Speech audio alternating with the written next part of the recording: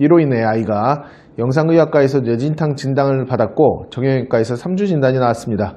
그럼에도 학교 측에서는 아이가 다친 것에 대하여 아무런 조치가 이루어지지 않고 아이를 조퇴하라고 한 뒤 조퇴 처리만 했습니다. 학교에 책임을 물을 수 있나요?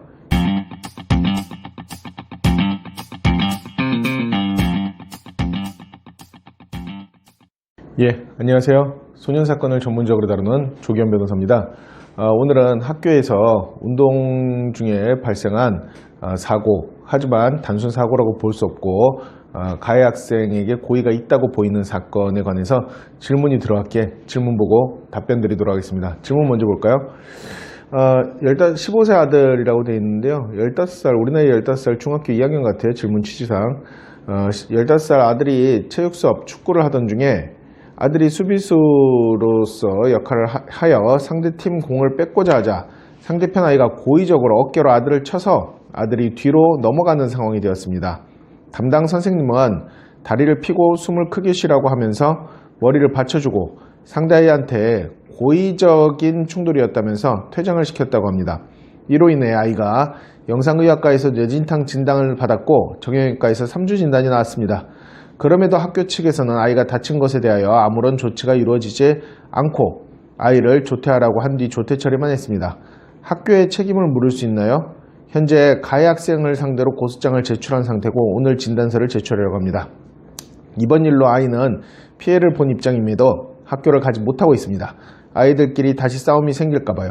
학교에서도 그 부분에서는 책임을 못 지겠다 하는 입장이고 제 아이는 제가 지켜야 하기 때문에 지금 가정학습으로 집에 있는데 가해 학생은 버젓이 학교를 다니고 있는 게 너무 화가 납니다. 자, 일단은 축구 중에 발생한 사건인데 축구 시합 중에 고의로 규칙을 어겼다 하더라도 이게 사회 내에서 얘기하는 고의의 폭행과 같다라고 보기 조금 애매한 측면이 있지만 그 정도가 심하다라면 당연히 폭행죄로 처벌받을 수도 있습니다.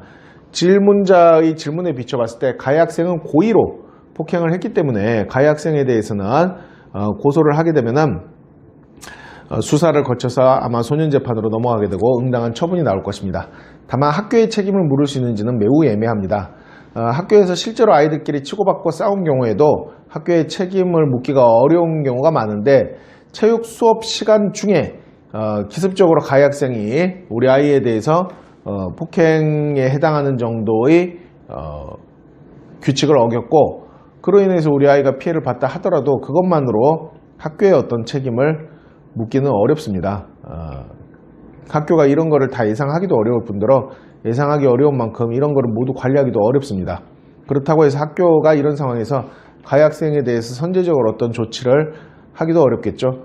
만약에 학교 내에서 어떠한 처분 같은 게 내려지기를 원하신다면은 경찰에 고소하는 외에 추가적으로 학폭위 개최 신청을 하셔서 학교 내에서 가해 학생에게 적절한 징계가 내려지도록 시도해 볼 수도 있을 것입니다. 조기현 변호사입니다.